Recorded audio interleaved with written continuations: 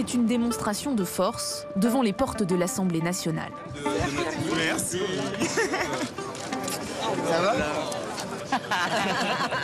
Au milieu des caméras, tout sourire, Mathilde Panot, la chef de file des Insoumis.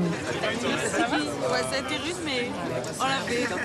Entre accolades et embrassades appuyées, la députée retrouve les élus LFI. Certains habitués à siéger au Palais Bourbon. Et d'autres, plus novices, qui font ici leurs premiers pas, parfois après une campagne difficile. Ça va? Bravo, franchement bravo. Magnifique. Bon, c'était chouette, hein. Les gens étaient contents. C'est le cas de Raphaël Arnaud, 29 ans, élu député, mais fiché S, qu'elle surveille du coin de l'œil. Chacun et chacune a conscience de l'enjeu, et notamment de l'enjeu qu'a suscité ce nouvel espoir qu'est le nouveau Front populaire. Allez, un petit point. Après la traditionnelle photo de famille, point levé, les 72 députés font leur entrée dans l'hémicycle. Et certains prennent la pause à la tribune. Sébastien Delogu, par exemple, le député insoumis exclu 15 jours en mai dernier pour avoir brandi un drapeau palestinien dans l'Assemblée, savoure. Et tweet cette photo à destination de la présidente du Palais Bourbon. Une visite express, le début pour Mathilde Panot d'une nouvelle ère. C'est magnifique de revoir les camarades qui ont été réélus. Et puis c'est magnifique de récupérer des camarades en plus dans la lutte. Donc oui, c'est très émouvant pour nous aujourd'hui. Quand je dis c'est une journée historique, nous n'avons jamais été la première force politique de l'Assemblée nationale dans ce pays. Donc oui, on est très heureux. Écoute Cyrielle. Ça va? Et toi? Magnifique cette robe, ça te va très bien. Cyrielle Châtelain, la chef du groupe écologiste à l'Assemblée. Après avoir déménagé de ce bureau il y a tout juste un mois, la députée réinvestit les lieux. Là, on peut commencer par remettre les cadres. Les yeux rivés sur son téléphone, l'élu poursuit les tractations et discussions avec ses collègues. L'heure est au choix du Premier ministre. C'est forcément, l'arbitrage, il va forcément se faire entre les quatre composantes, c'est-à-dire que c'est les compétences, les qualités et la capacité à faire tenir la coalition et à la faire avancer.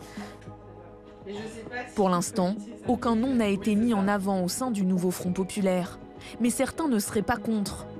Sous les fenêtres de l'écologiste, les députés PS font leur entrée. Au premier rang, un ancien président, François Hollande. Et un peu plus loin, à sa gauche, Olivier Faure, qui se verrait bien poser ses valises à Matignon. Je suis prêt à assumer cette fonction, mais j'ajoute un codicile, ce sera dans le dialogue avec nos partenaires. Je ne suis pas d'accord pour que quiconque impose à qui que ce soit son point de vue. Il ne peut pas y avoir, pour qui que ce soit, une prétention à l'hégémonie. À quelques mètres de là, un autre prétendant arrive. N'importe quelle réunion d'insoumis, je suis chez moi. Jean-Luc Mélenchon, la figure des Insoumis. Il n'est pas député, pourtant, accompagné de Manuel Bompard, le voilà qui se dirige vers l'Assemblée. Vous voulez l'être, Premier ministre? Ah, quelle petite question surprenante et tellement nouvelle que vous m'éblouissez. Le président de la République, c'est lui qui bloque la situation aujourd'hui pour garder le pouvoir le plus longtemps possible. Comment interpréter sa venue ici? À l'intérieur de l'Assemblée se tient la première réunion de groupe de la France insoumise. Jean-Luc Mélenchon trône au centre, une affirmation d'autorité, alors qu'à ce moment-là, Alexis Corbière œuvre en coulisses pour créer un groupe dissident, sans les insoumis proches de Mélenchon. Je viens aussi peut-être pour planter une petite graine dans le sol insoumis qui demain deviendra une plante et pourquoi pas un arbre, la petite graine de la démocratie. Garder le meilleur de mon mouvement et en le débarrasser de pratiques inutiles. Voilà où j'en suis. Avec ses 178 députés, le nouveau Front populaire n'a pas la majorité absolue. Plusieurs grands noms du mouvement ont annoncé leur volonté de désigner leur Premier ministre avant la fin de la semaine.